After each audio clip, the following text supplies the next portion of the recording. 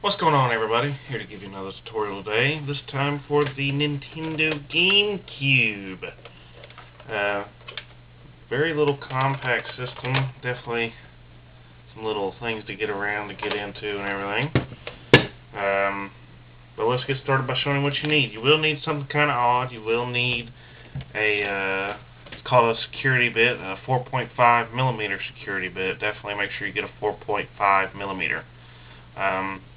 Definitely something that's not common. You probably won't ever find one at your local hardware store. You'll probably be pretty much stuck with ordering that online. Next, you'll just need a Phillips head screwdriver, and then having the little miniature jewelry / electronic Phillips head screwdrivers is always a plus as well. So let's get started here. First, we're going to take the console and flip it upside down. Yeah, it's kind of weird. These don't really have warranty seals on them that I know of anyways. I've never really come across one.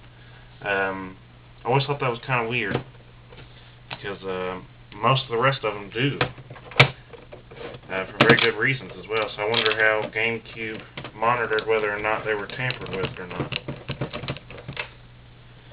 Alright, so we're just going to screw all four of these here with the security bit. And these are, I believe these are the only security bit screws that are in the entire console.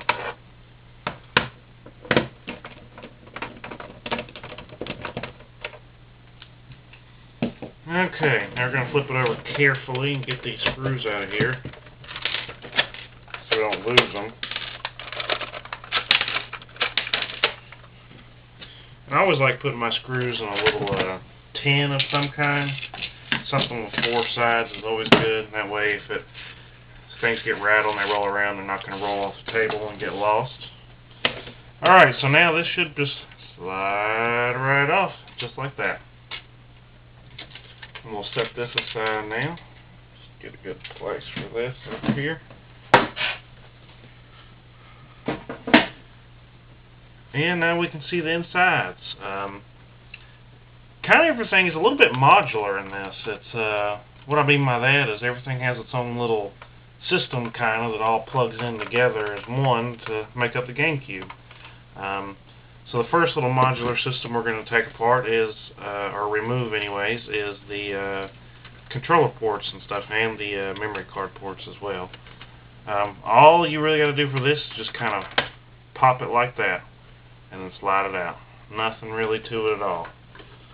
And then the ribbon, just be careful with it as you pull it out. That just tugs right out. And later, later it shouldn't be too hard to put it back in there, just like that. Luckily, the lip on this is big enough to where you don't have to put this on at a certain stage. Alright, so we'll set that aside as well now. If you wanted to take this apart, you could. All you would have to do is use a Phillips head screwdriver and take out these two screws. And then what that would do is that would allow you to take off this little gray piece right here. Like if you were painting or something like that, want to do some case modding, that's how you would take that off. Alright, let's see, what do I feel like taking off next? I think we'll go with the fan system next. First, what we're going to do is unplug these two little plugs right here. Go ahead and just get that out of the way. Just like that. And then the second one, which is this, that one's the actual fan one. And that's kind of wired around it, so you got to kind of pull it out a little bit, kind of get it out of the way. Actually, let's go ahead and take this off too for out the back panel. That's the same way as the front was, except there's nothing attached to it at all. So let's go ahead and pop that off too. Alright, now there's two screws, one here and one right here, and that's what we're going to take off next. And I believe that's all we'll need to pop this fan off. It's been a little while since I took one of these apart, but I'm pretty sure that's correct. Yeah, in fact you can see it getting wiggly now. So we'll set our screws over here. That just kind of slides right out. Nothing to that. Such an interesting little way they built this. And if you wanted to actually, if you were trying to replace the fan, you would have to take out these little 4 screws right here, and then the fan would pop right out. I'm not going to show you that because that's pretty simple and everything. Also, I guess if you wanted to take the switch system off right here, you would take out that little screw. And I believe that's all the screws for that. So that's all you would need to do with that. Alright. Now we're down to some of the nitty gritty. Let's see. What we're going to do now is just unplug this, which is for the door release, I believe. I'm probably telling you wrong there. I feel like I am. But there's that. Take that out. And now we're going to use our little jewelry screwdriver. And where there's a little itty-bitty screw that holds that in, we're going to go ahead and pop that out. Or pop it out. Unscrew it, I should say. We're going to set that over there. And now that just pops right out as well. Just be careful not to break the little things off. That would really suck. Okay. And it's funny actually to me, this is very similar to how the PS1 has its laser system right here. It's sitting on these little rubber things on this little, this little modular piece right here. Anyways, let's not get too far off track. Alright, so what we're going to do next is we're going to take out all these outer screws around the outside that you've exposed now. Just like this, and you can use just a regular size screwdriver for this one.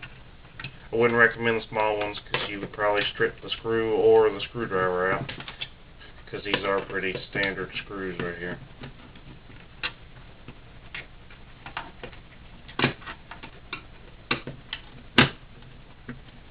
There's quite a few of them on here. They wanted to be very sure this thing was attached in here. They could have gone with about half as many screws as they used, I believe. That's just my opinion, though.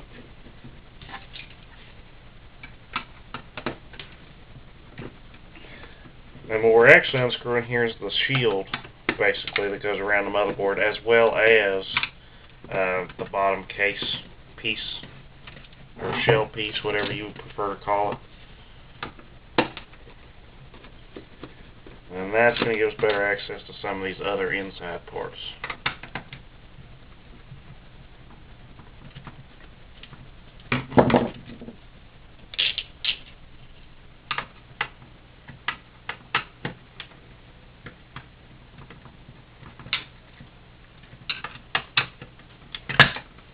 And it's funny because this is done kind of like I was talking about in modular ways, and the PS2, fat anyways, is kind of done in layers.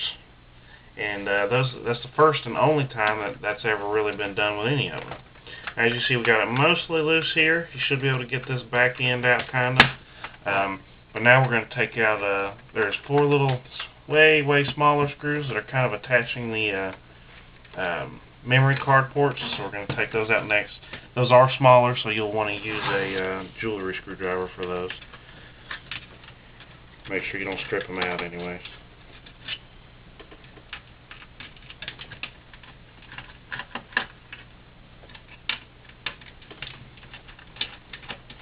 And I believe that'll be it for this little part.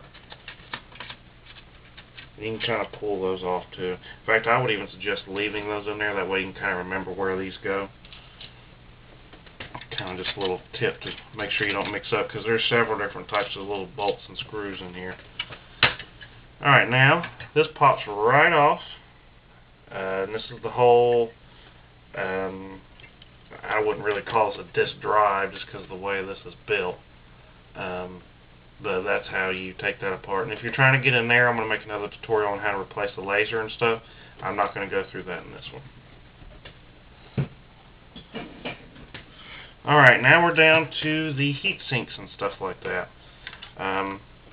Really, there's not a whole lot left that you would want to take apart. I'm not going to actually take the heat sinks off because I just don't really want to. Well, you know what? Let's do it. Let's take apart the heat sinks. That way, if you don't feel like doing it, you can at least see what it looks like under here.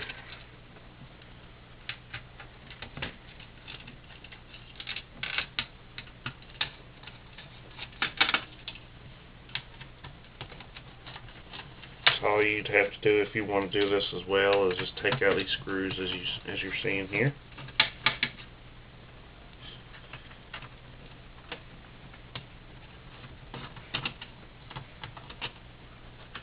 And it's funny, it actually does have a good amount of heat coming out of this thing.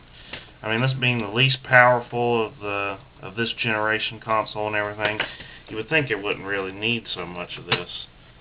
Alright, now we got that loosened up, and that's pretty much it. I mean, if you wanted to take this bottom shell piece off, you're more than welcome to, just by just taking out those two screws, but it's pretty much pointless for me to try to do it.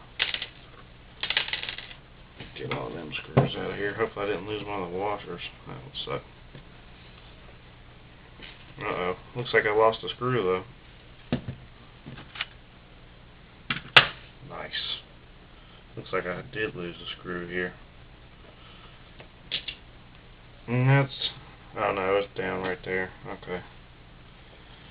But, it's just amazing to me how small and little this thing is compared to the other guys that were out there. Yeah, you know what? This guy's really stuck on there a lot more than most of them are. In fact, you know what? I may not take that off, because that may be a real big pain to get back on later. So, I think I'll avoid that this time. Sorry, guys. There's that other screw popped out. But if you were trying to take that off, it is kind of difficult and sticky and a pain in the butt to get that off. But there is not anything else holding that on there except for the thermal paste and stuff. So, yeah. But like I said, since that one is just really, really stuck on there, I'm just going to leave it alone. That way I don't end up screwing this console up for some stupid reason. Alright guys, but that's pretty much all for this tutorial. I hope it helped and everything, and I hope you guys were able to get to the point of whatever you're trying to accomplish by taking it apart at least. And I really appreciate if you guys give me a like, especially if this video helped you out. Return the favor to me by helping me out and helping everybody else out so they can find this video as well. Definitely should subscribe. I've got a lot of other awesome tutorials, a lot of repair tutorials, a lot of case modding stuff.